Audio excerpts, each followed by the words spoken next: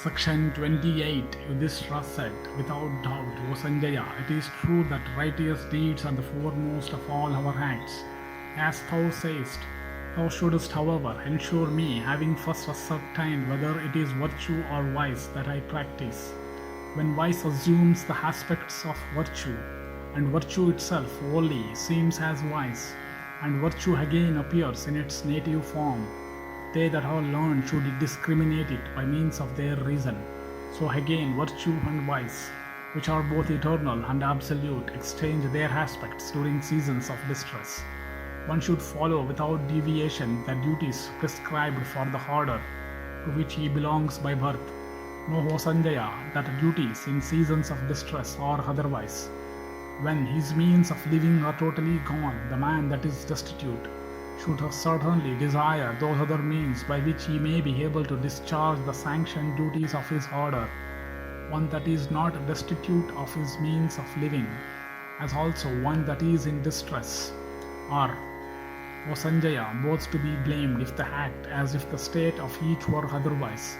When the Creator hath ordained expiation for those Brahmanas who, without wishing for self-destruction, betake themselves to acts not sanctioned for them, this proves that people may, in season of distress, betake to acts not ordained for the orders to which they belong.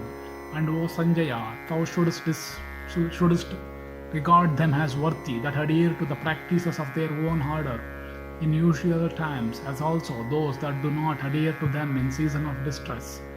Thou shouldst censure them that act otherwise in usual times, while adhering to their ordained practices during times of distress, as regards men desiring to bring their minds under control, when they endeavor to acquire a knowledge of self, the practices that are ordained for the best, which the Brahmanas are equally ordained for them.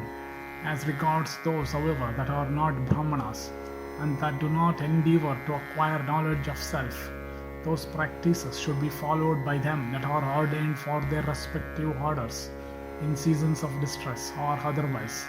Even that is the path followed by our fathers and grandfathers before us, and those also that had lived before them. As regards those that are desirous of knowledge and avoiding to act, even these also hold the same view and regard themselves as orthodox. I do not therefore think that there is any other path. Whatsoever wealth there may be in this earth, whatsoever there may be among the gods, or whatsoever there may be unattainable by them, the region of the Prajapati or heaven, or the region of Brahma himself, I would not, O Sanjaya, seek it by unrighteous means. Here is Krishna, the giver of virtue's fruits, who is clever, politic, intelligent, who has waited upon the Brahmanas, who knows everything and counsels various mighty kings. Let the celebrated Krishna say whether I could be censurable if I dismiss all idea of peace, or whether if I fight, I should be abandoning the duties of my caste. For Krishna seeketh the welfare of both sides. This Satyaki, these Chadis, the Handakas, the Rishnis, the Bojas, the Kukuras, the Sanjayas, adopting the counsels of Krishna, slay their foes and delight their friends.